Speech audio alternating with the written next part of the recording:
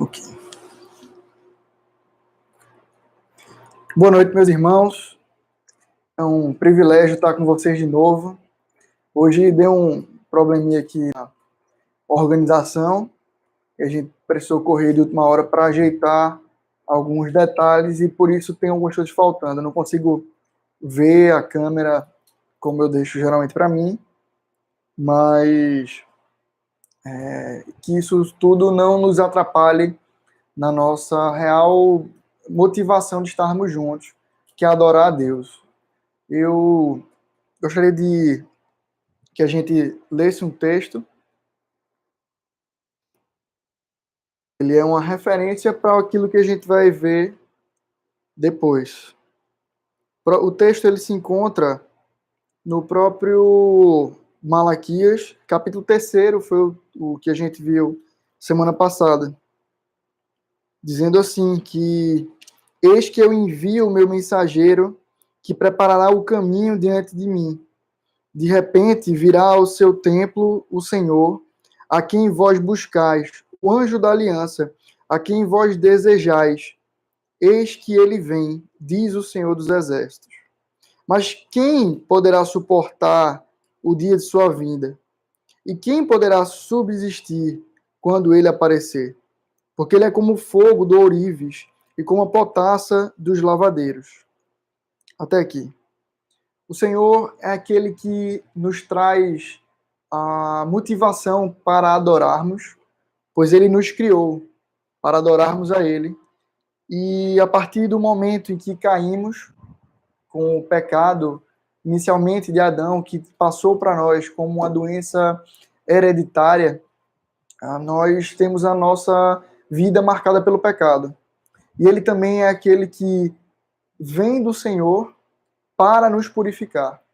Que o nosso intuito de adorar a Deus seja uma resposta de louvor e adoração àquele que é Deus e àquele que, sendo Deus, se sacrificou por nós. Que Deus nos abençoe e aceite nosso louvor a Ele. Gostaria de cantar uma música com vocês que diz que nós cantaremos o amor de Deus para sempre.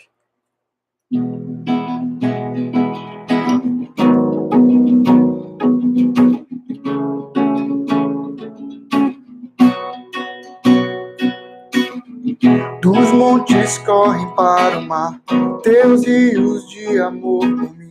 Eu abrirei meu coração, deixando a tua luz entrar. Me alegro por te pertencer, levantarei as minhas mãos.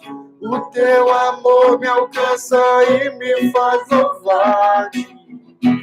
Cantarei teu amor para sempre. Cantarei teu amor para sempre. Cantarei teu amor para sempre. Cantarei teu amor para sempre. Dos montes correm para o mar, teus rios de amor por mim. Eu abrirei meu coração, deixando a tua luz entrar. Me alegro por te pertencer, levantarei as minhas mãos. O teu amor me alcança e me faz louvar-te. Cantarei teu amor para sempre. Cantarei teu amor para sempre. Cantarei teu amor para sempre. Cantarei teu amor para sempre. Meu coração exultar, com alegria eu canto. Se o mundo conhecer a ti, ele se encherá com a tua alegria. Cantarei teu amor para sempre. Cantarei teu amor para sempre. Cantarei teu amor para sempre. Cantarei teu amor para sempre.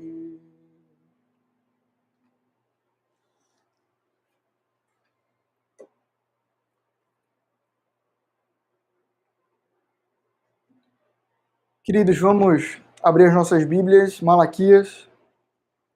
Dessa vez, o capítulo 3, onde vamos trabalhar do versículo 6 ao versículo 12. Eu não sei se aparece para vocês quando entram no vídeo com essa descrição, mas aparece no início do vídeo quando eu coloco como título a referência. Malaquias 3, versículos 6 a 12. Diz assim a palavra de Deus: Porque eu, o Senhor, não mudo. Por isso vós, ó filhos de Jacó, não sois consumidos. Desde os dias dos vossos pais, vos desviastes dos meus estatutos e não os guardastes. Tornai-vos para mim, e eu me tornarei para vós outros, diz o Senhor dos Exércitos. Mas vós dizeis: em que havemos de tornar? Roubará o homem a Deus? Todavia, vós me roubais e dizeis: em que te roubamos? Dos dízimos e ofertas. Com maldição sois amaldiçoados, porque a mim me roubais, vós, a nação toda. Trazei todos os dízimos à casa do tesouro, para que haja mantimento na minha casa. E provai-me nisto, diz o Senhor dos Exércitos, se eu não vos abrir as janelas dos céus e não derramar sobre vós bênção sem medida. Por vossa causa repreenderei o devorador, para que não vos consuma o fruto da terra. A vossa vide no campo não será estéril, diz o Senhor dos Exércitos. Todas as nações vos chamarão felizes, porque vós sereis uma terra deleitosa, diz o Senhor dos Exércitos. Vamos orar? Pai querido, Deus de amor e misericórdia, obrigado, Senhor, pela tua palavra aberta, lida e que será tratada no meio do teu povo.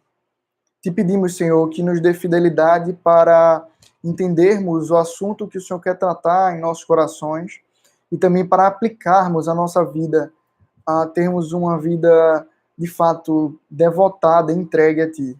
Em nome de Cristo que te oramos. Amém. Meus irmãos, é comum nós olharmos para o texto de Malaquias, para o livro em geral, e nós ouvirmos de muitas pessoas que é o livro que trata sobre o dízimo.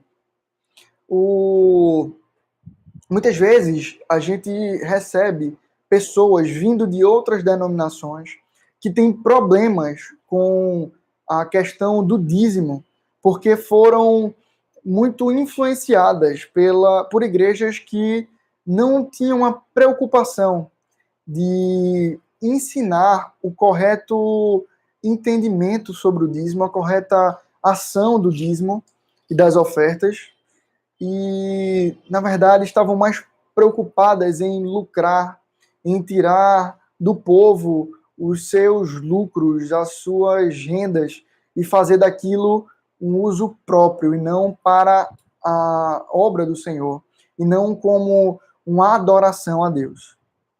É comum nós ouvirmos que Malaquias é o livro que trata sobre os dízimos.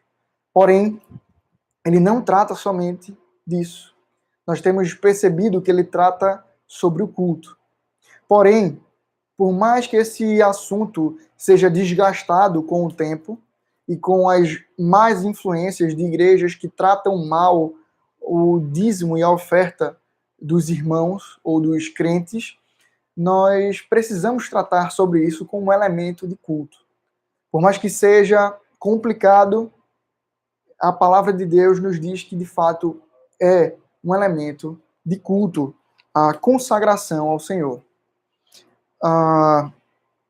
Nesse texto é que muitos se apoiam para trazer essa ideia de que Malaquias trata somente sobre dízimo, mas a sua orientação ela vai muito além do que o simples trazer valores para a casa de Deus. Acompanhe comigo. O texto inicia dizendo o seguinte: porque eu, Senhor, não mudo. Por isso, vós, ó filhos de Jacó, não sois consumidos. Desde os dias dos vossos pais, vos desviastes dos meus estatutos e não os guardastes. Tornai-vos para mim, e eu me tornarei para vós outros, diz o Senhor dos Exércitos. Mas vós dizeis, em que havemos de tornar? Até aqui nós percebemos Deus tratando o coração do povo, informando sobre a própria manifestação do povo de idolatria contra Deus e de afastamento de Deus. Deus ele tem uma queixa para com aquele povo, dizendo, olha, eu não mudo, por isso vós, filhos de Israel, de Jacó, não sois consumidos. O motivo de nós não sermos consumidos pela culpa do nosso pecado é porque Deus não muda.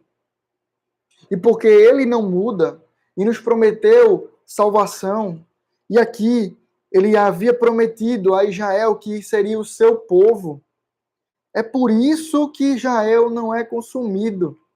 É por isso que os filhos de Jacó não são consumidos, e aqui é consumido de fato pela ira do Senhor. A ira do Senhor podendo ser manifesta pelos seus inimigos, podendo ser manifesta por doenças, pestes, mas também e principalmente a ira do Senhor quanto à condenação daquelas almas pela sua própria tendência ao mal e com essa tendência vivendo de forma desenfreada no pecado. Deus diz, olha, eu sou a causa de vocês não serem consumidos. Vocês não têm justiça própria. Vocês não conseguem comprar para vocês a justiça que eu consigo entregar com aquele que eu prometi a vocês, Jesus, o Cristo. Vocês não têm autonomia para a sua própria salvação. Não é de vocês, ou não é em vocês, que vocês serão salvos, mas sim em mim, pelo meu sacrifício ao entregar ao meu Filho. Porque Deus não muda, é que nós não somos consumidos. Não é porque nós não mudamos, ou não é porque nós não pecamos ou continuamos a pecar, mas é porque em Deus que nós temos um alicerce forte da nossa salvação. Ele continua dizendo que desde os dias dos vossos pais vos desviastes dos meus estatutos e não os guardastes. Tornai-vos para mim, e eu me tornarei para vós outros, diz o Senhor dos Exércitos. Aqui Deus mostra claramente que não é de agora que o povo de Deus tem se corrompido, que Israel tem se corrompido. Mas desde os dias dos seus pais, o povo, ele vem corrompendo o seu coração, e Deus continua sendo misericordioso com esse povo. Mas ele faz um apontamento, o Senhor, dizendo que o que fazem de errado é se desviarem dos meus estatutos e não guardarem a minha lei. Deus, ele se ira contra aquele que não guarda a sua lei, que não guarda os seus estatutos, que não obedece ao Senhor, que não tem um coração humilde diante de Deus, para que, reconhecendo a graça e a glória de Deus, se volte com sua vida de volta ao Senhor, entregando a sua vida diante de Deus, consagrando sua vida diante de Deus. Deus, ele se ira contra essa questão. Quando nós nos colocamos rebeldes e não nos atentamos à sua palavra. Sem isso, não há adoração a Deus. Distantes da palavra do Senhor, dos seus estatutos, não há adoração. E Deus está dizendo aqui que desde os dias dos vossos pais, eu percebo que vocês têm abandonado os meus mandamentos e estatutos. Ora, se nós formos olhar para o Antigo Testamento, que está todo antes de Malaquias, tanto sendo o último livro do Antigo Testamento na divisão bíblica, quanto sendo o último livro do Antigo Testamento, quanto à questão toral, nós podemos perceber em vários momentos o povo de Deus deixando de lado o Senhor, não se voltando para adorar a Deus, Enquanto Moisés subiu ao monte, o povo fez um bezerro de ouro e atribuiu ao bezerro o caráter de Deus e, além disso, os feitos de Deus. Geralmente, quando pecamos, voltamos contra essas duas questões, essas duas áreas. Nós desfocamos o ser de Deus e desfocamos as boas ações de Deus para conosco, colocando elas em outro local. Eu tenho uma série que eu gosto muito e estou reassistindo nesses tempos de pandemia, que tem uma questão curiosa. Tem um rapaz que ele é bem caricato e tem algumas horas que ele vem, se levanta, se coloca de joelho, olha para os céus e vai pedindo a ajuda de Deus para que ele possa conseguir um objetivo. E aí, enquanto ele está falando com Deus, ele consegue aquele objetivo, e aí quando ele consegue aquele objetivo, ele diz, eita, consegui sozinho, não preciso mais do Senhor. Veja, muitas vezes isso é o que a gente faz com o nosso coração. Nós fazemos de Deus um Deus garçom, um Deus servo, que trará tudo aquilo que nós queremos ao simples passo de pedirmos ao Senhor. Muitas vezes nós nos apoiamos em textos que dizem, pedir, dá-se-vos-á, mas não entendemos que nós temos um jeito certo de pedir, uma motivação certa para pedir. Tudo aquilo que nós pedimos diante de Deus vem ou deve vir da necessidade que temos de adorá-lo melhor. Por isso, Deus não é nosso garçom. Ele é o nosso Senhor, a quem nós devemos dar honra, glória e louvor. E é nisso que muitas vezes nós estamos distantes do Senhor. Ele continua dizendo, mas vós dizeis, em que te havemos de tornar? O que é que a gente tem que voltar a ti, Senhor? Nós temos vivido nossa vida de forma agradável a nós mesmos. Na verdade, aqui o povo até estava passando por dificuldades. Eles podiam dizer, como disseram no texto onde a gente tratou na semana passada, que Deus não tem ajudado a eles, que eles têm passado por misérias, por fome. E ele diz, em que havemos de tornar? Talvez alguns comentaristas dizem que eles olham aqui para a questão de tornar a Terra Santa, que eles já haviam feito isso. Eles não entendiam ou não entenderam essa primeira alusão que Deus faz, e aí Deus trata o coração daqueles homens dizendo, roubará o homem a Deus? Veja que pergunta difícil. Será que nós, pequenos, falhos e pecadores, conseguimos roubar alguma coisa do Senhor, que é dono de todas as coisas? E aí Deus diz, todavia, vós me roubais. Deus diz, temos sim capacidade de roubar algo de Deus. E ele diz, e aí, na verdade, o povo continua, em que te roubamos? E Deus diz, nos dízimos e nas ofertas. Gostaria de dar uma ênfase especial aqui, para que a gente possa entender sobre essa questão dos dízimos e das ofertas. Eu não quero entrar no mérito de se o dízimo é um mandamento que deve ser mantido ou se ele é somente uma imagem vinda da lei cerimonial que se findou. Eu não vou entrar nesse detalhe em si, mas eu quero tratar o dízimo como que, de fato, ele deve ser para o povo de Deus, os dízimos e as ofertas. A primeira aparição do dízimo nas Escrituras Sagradas se encontra quando Abraão vai até Salém, que é a cidade de Jerusalém, um reino em Salém, e ele oferece sacrifício e culto ao Senhor diante do rei e sacerdote Melquisedeque. Aí nós vemos a primeira aparição do dízimo.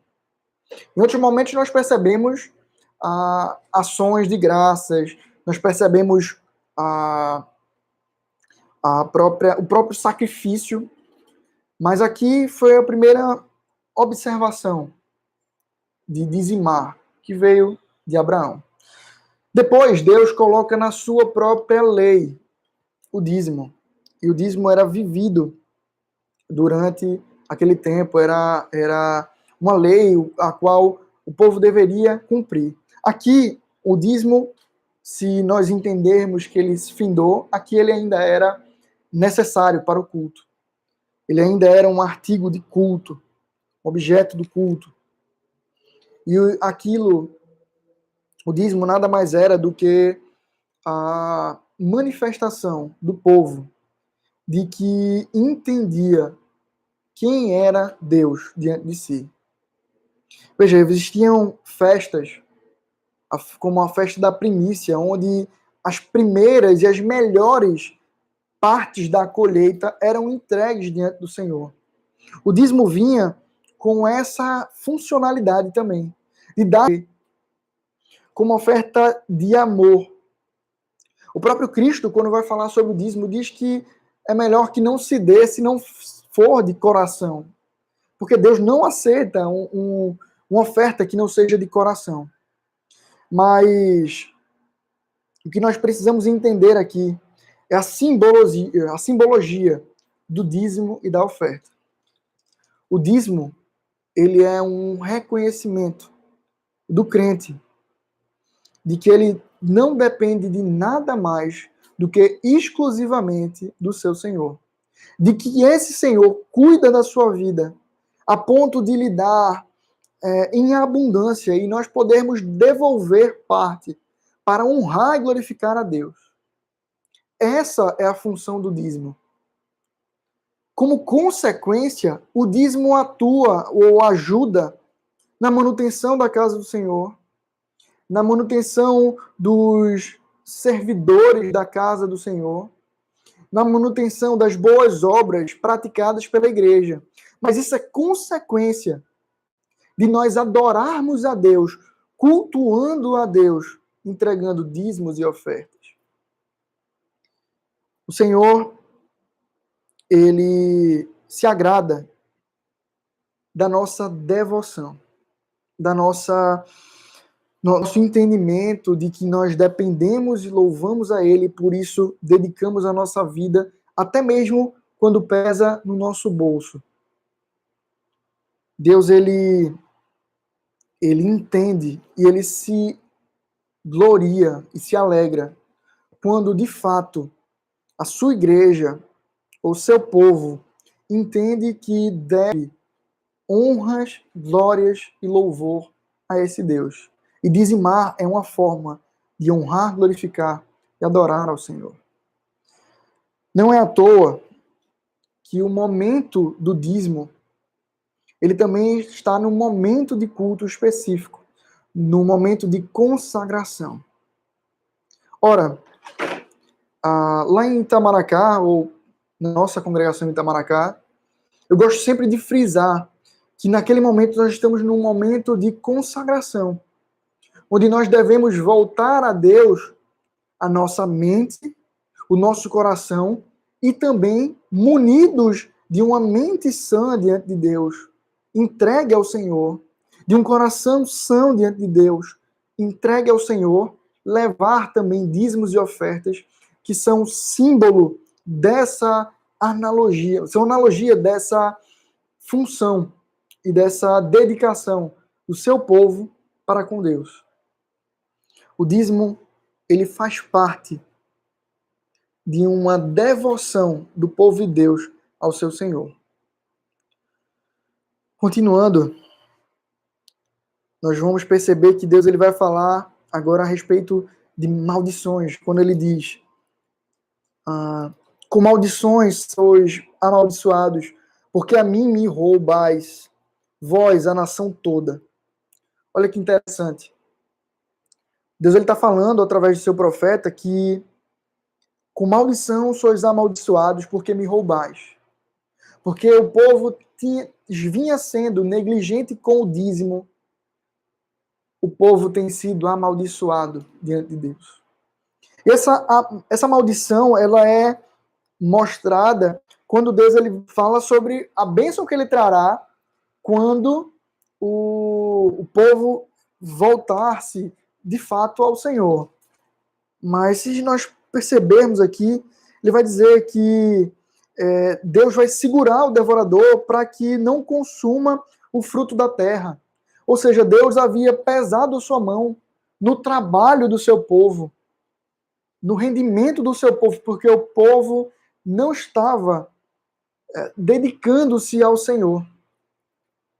Ele diz com maldição, sois amaldiçoados, porque me roubais. E Deus aponta como um pecado nacional. O que é que Deus quer dizer com isso? Quer dizer que todo mundo tem deixado literalmente de dar o dízimo? Alguns comentaristas, eles concordam que nesse trecho ele não está falando que a totalidade do povo havia se corrompido e não dava o dízimo de fato. Até porque isso iria de encontro a algo que nós conhecemos como o remanescente fiel que Deus sempre mantém na sua igreja. Porém, aqui a maior parte do povo havia se corrompido e, além disso, alguns comentaristas ainda concordam que esse termo faz sentido de que o pecado do povo, de alguns e de muitos do povo, afetavam a toda a nação. Ou seja, o meu pecado particular, ele afeta a totalidade do povo de Deus. O meu pecado pode atingir ao próximo. Deus tem pesado a sua mão contra a nação, porque muitos têm sido negligentes, e na verdade negligentes não, têm roubado ao Senhor, como ele mesmo traz o termo. Porque muitos têm roubado ao Senhor. Deus tem pesado sua mão sobre muitos, ou sobre toda a totalidade da nação de Israel. Veja como isso é pesado. Veja como isso é doloroso de se ouvir. Por causa do meu pecado, outros sofrem. Ele continua dizendo: trazei todos os dízimos à casa do tesouro, para que haja mantimento na minha casa. E provai-me nisto, diz o Senhor dos Exércitos, se eu não vos abrir as janelas dos céus e não derramar sobre vós bênção sem medida. Veja, como a gente tem falado sempre, Deus tem trazido uma sentença ao seu povo, mas durante toda a sentença, como a primeira palavra que ele traz, ele diz: eu tenho amado vocês. E Deus, ele demonstra novamente o seu amor para o seu povo, dizendo: olha, trazei todos os dízimos à casa do tesouro, para que haja mantimento em minha casa. Provai-me nisto, diz o Senhor, se eu não abrir as janelas dos céus e não derramar sobre vós bênção sem medida. Deus está trazendo aqui o povo a reconciliação. Deus está dando a oportunidade para o povo de entender a beleza do dízimo e da oferta, da consagração, e poder, de fato, voltar-se a consagrar-se diante de Deus, a dizimar e a ofertar diante do Senhor. Trazei todos os dízimos à casa do tesouro. E aí Deus promete que, sendo assim, Ele abrirá as janelas do céu e se derramará bênção sem medida sobre o povo de Deus. O que Deus está prometendo aqui nada mais é do que: confiem em mim e eu cuidarei de vocês. Confiem na minha liderança, no meu senhorio, e eu cuidarei de vocês. E ele diz o que é que ele vai fazer como consequência. Assim como ele fala o que tem acontecido e o porquê, ele fala o que acontecerá se o povo obedecer a ele, a partir do momento que ele diz: por vossa causa repreenderei o devorador, para que não vos consuma o fruto da terra. Deus está dizendo assim: sabe o que eu vou fazer se vocês se voltarem para mim?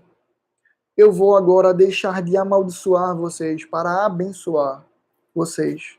Exatamente naquilo que tem devastado a nação. Eu farei com que o fruto da terra não seja consumido. Eu farei que a sua vida no campo não seja estéril, ou seja, não deixe de dar frutos. E aqui, novamente, ele levanta a ideia do Senhor dos Exércitos que temos tratado aqui. Todas as nações vos chamarão felizes, porque vós sereis uma terra deleitosa, diz o Senhor dos Exércitos.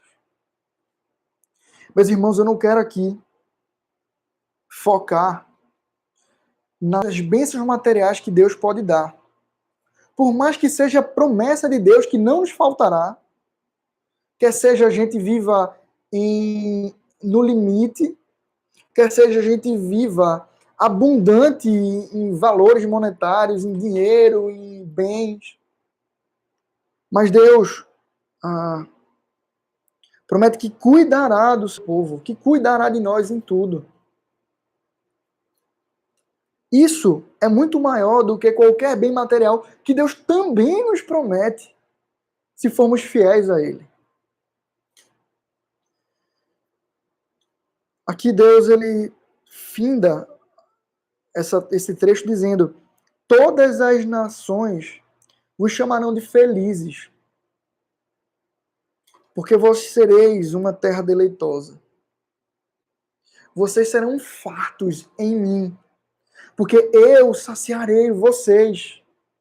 E os povos ao redor vão ver em vocês que eu sou o Senhor de vocês e cuido de vocês. Por isso eles falarão que vocês são felizes, porque conhecem o Senhor dos Exércitos.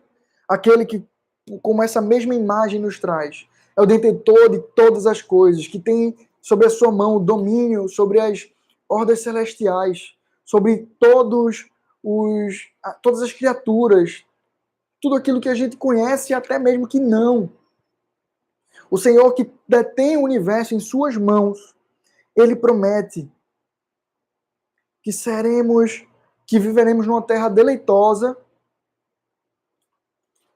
seremos chamados de felizes, porque vivemos nele. Meus irmãos, cheio de partir para algumas aplicações, a partir daquilo que nós vemos aqui. A primeira aplicação é que Deus nunca mudou. Isso está escancarado no texto. Deus nunca mudou. Por isso, ele é uma base sólida para que a gente possa viver. Em meio a esse tempo de pandemia, onde talvez nós tenhamos vivido caos, às vezes a gente fica com medo da doença, às vezes a gente fica com medo de não ter recurso para se sustentar, porque o nosso recurso demanda o nosso trabalho, que tem sido prejudicado por conta dessa pandemia. Mas nós temos um alicerce grandioso, que é o próprio Senhor. Em segundo aspecto, quando ele diz que desde os dias dos vossos pais vos desviastes dos meus estatutos e não os guardastes, firmados no Senhor, busquemos obediência a Deus. Busquemos ao Senhor para que Ele nos trate o coração. Ore a Deus pedindo: Senhor, vê se há em mim algum caminho mau e me guia pelas veredas eternas. Cantemos o Salmo 1, que diz que nós não queremos andar na roda dos escarnecedores, nos assentarmos com eles, mas queremos ter o prazer na lei do Senhor e nela meditar dia e noite, para sermos como árvores frondosas, que captam a alimentação das águas que vem do Senhor. Porque não queremos ser como uma palha que é levada a qualquer vento e que serve para ser queimada. Nós queremos ser como árvores frondosas, dando frutos ao Senhor no tempo devido. Em terceiro lugar, não roubemos a Deus. Que essa acusação não venha contra nós. Deus, ele, em Cristo, nos diz que nós devemos exercer uma fé maior do que a fé dos fariseus, que dizimavam do coentro. Então, que não sejamos acusados ou achados infiéis no dizimar e ofertar. Eu sei que esse tempo tem sido difícil, mas é um tempo onde a gente pode ser provado Deus em nossa confiança nele. Por isso, não deixe de contribuir. Não deixe de ofertar ao Senhor. Não deixe de adorar a Deus com o seu dízimo e oferta. Meus irmãos, eu sei que é pesado. Por isso eu pego emprestada a autoridade de um presbítero amado, presbítero Severino, que por muitas vezes já disse de púlpito, com o seu jeito tão peculiar e amoroso, por mais que pareça rude, querendo ensinar a igreja, ele algumas vezes disse: quem não dizima não pode ofertar. Quem não dizima não pode ofertar. Nós devemos chegar e dizimar ao Senhor. E a oferta vem do extra. A oferta vem do extra. Por isso, sejamos fiéis nos dízimos e constantes em ofertas. Certa vez, pastor Cláudio incomodou muito meu coração ao pregar, dizendo que o texto sagrado nos ensina que nós não devíamos chegar diante de um culto de mãos vazias, de mãos abanando. Que deveríamos levar ofertas todos os domingos ao Senhor. Que não sejamos achados como os que são tidos roubadores, ladrões do Senhor. Que confiemos no Senhor, a ponto de trazer os dízimos e ofertas à casa dele. Que sejamos capazes de confiar em Deus e que ele tem cuidado do seu povo desde o início da sua história com o seu povo até hoje, quando nós podemos olhar para a nossa vida e ver o quanto Deus tem cuidado de nós. E por fim, meus irmãos, que dediquemos as nossas vidas ao Senhor. Se quem oferta não pode dizimar, o dízimo ele não vai ser levado a nada se ele não vem de um coração sincero que se consagra a Deus todos os dias, principalmente em todos os cultos. Por isso, o momento de consagração. Porque consagramos nossas vidas a Ele, nossa mente a Ele, nosso coração e também dízimos e ofertas agradáveis ao Senhor. Que o mundo nos veja e nos chame de felizes, porque nós abundamos do Senhor dos Exércitos. Que Deus nos abençoe e nos guarde. Pai querido, Deus de amor e misericórdia, obrigado, Senhor, por mais um dia. Obrigado por mais um estudo da Tua Palavra. Habita no meio do Teu povo, nos ensinando a Te cultuar com excelência, assim como Tu mereces, Senhor. Em nome de Jesus, aceita a nossa oração. Muda os nossos corações. Nos faz voltar, Pai, ao culto solene. Quando olhamos para esse cenário, Pai, de desespero, onde até o mesmo governo quer impedir, Senhor, de que desloquemos na cidade e isso atrapalha o nosso culto. Nós te pedimos, Senhor, afasta de nós essa maldição, Senhor. Afasta de nós, Senhor, a maldição de estarmos longe do culto a Ti.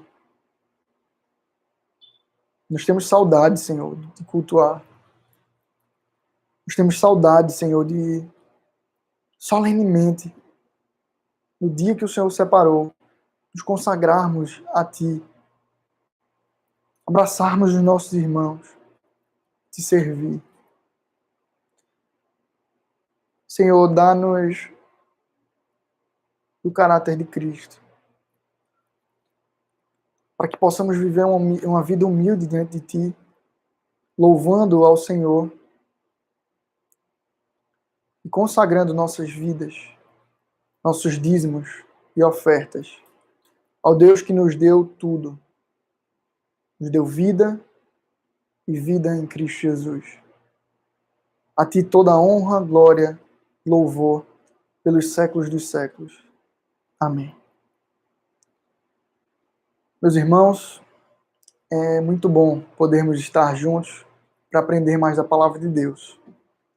Esse tem sido um tempo abençoador e que nós não percamos esses momentos, mas que a gente aproveite para que enquanto nós estamos passando por esse tempo de pandemia, aprendemos ainda mais sobre o culto, para voltarmos a um culto que agrada a Deus de forma excelente.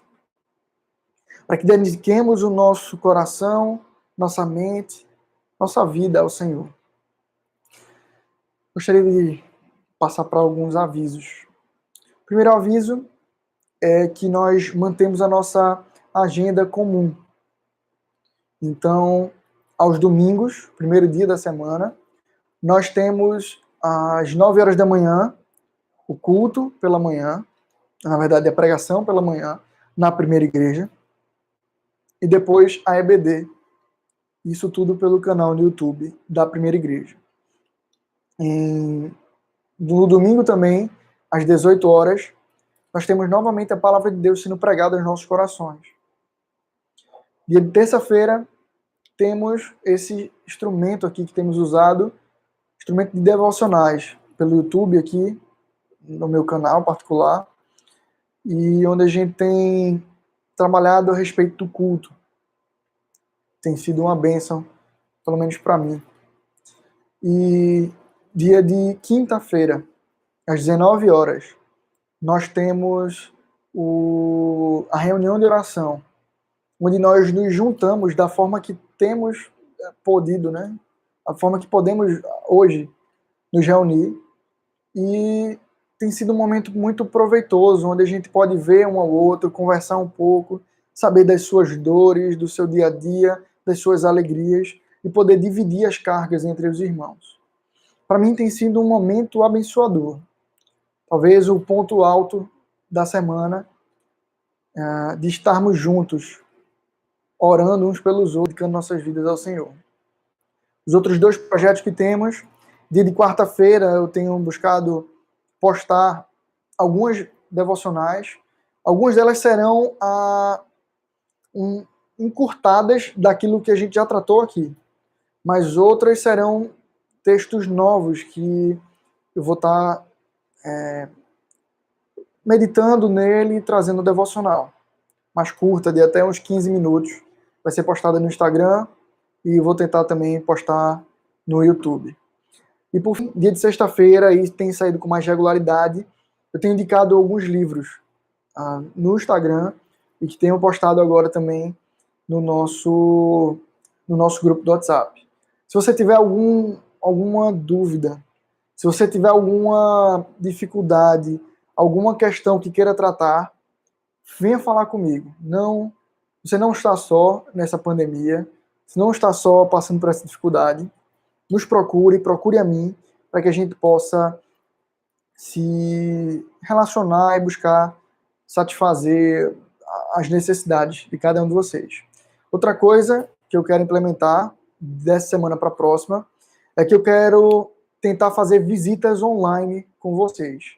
Já que a gente não está podendo ir até aí e visitar todos, eu gostaria de fazer uma chamada de vídeo com as famílias, para a gente poder ter algum acompanhamento mais próximo. Então, eu vou conversar com você no particular, se você quiser, já fala comigo antes, para a gente poder acertar os dias e horários e termos esse atendimento mais personalizado. Que Deus abençoe vocês, os guarde e os conforte, em nome de Cristo.